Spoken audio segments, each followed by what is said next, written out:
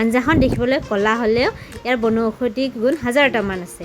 এয়া প্ৰথমতে গনচানা ছিঙি ল'লোঁ, তাৰপাছত এই ভেদাইলতা কেইটামান, তাৰপাছত নৰসিংহৰ পাত আৰু এয়া গছতে থকা জলকীয়া কেইটামান ছিঙিলোঁ। হেল্ল' আৰু নমস্কাৰ বন্ধু বান্ধৱীসকল, মই উন্নতি কুকিং ভিডিঅ'লৈ আপোনালোকক স্বাগতম জনালোঁ।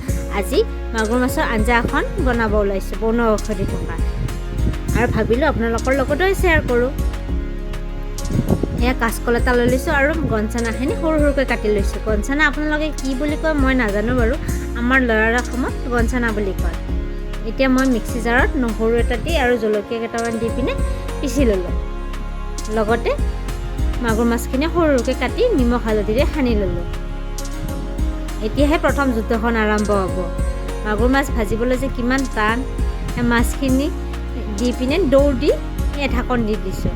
তাৰপাছত এইখিনি পিচা হৈ গ'ল মিক্সিত, ইয়াৰ ৰসটো ওলাই লৈছোঁ আৰু মোৰ মাছখিনিও ভজা হৈ গ'ল।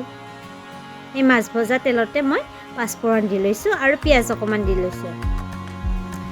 এই আঞ্জাখন প্ৰায় অসমীয়া ঘৰতে বনোৱা হয় আৰু ইয়াৰ বনৌষধি গুণো বহুত।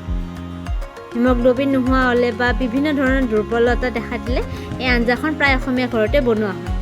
এয়া মই কাঁচকলখিনি ভালদৰে ভাজি লৈছোঁ। তাৰপাছত সোৱাদ অনুসৰি নিমখ হালধি দি ল'লোঁ।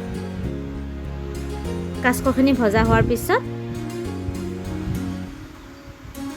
এইখিনি দি ল'লোঁ, দি পিনে ভালদৰে এতিয়া উতলিব দিম। ভালদৰে উতল অহাৰ পিছত এই মাগুৰ মাছখিনি দি লৈছোঁ আৰু মাছখিনি দি পিনে ভালদৰে উতলিব দিম। একেবাৰে চিম্পল ৰেচিপি, খাবলৈ বিৰাট সোৱাদ হয়। মোৰ আঞ্জাখন প্ৰায় ৰেডিয়ে, এতিয়া গৰম ভাতৰ লগত খোৱাহে কথা। আজিলৈ আহিছোঁ। ভিডিঅ'টি ভাল পালে লাইক শ্বেয়াৰ ছাবস্ক্ৰাইব কৰি দিওঁ। বাই বাই, আকৌ লগ পাম নতুন ভিডিঅ'ত।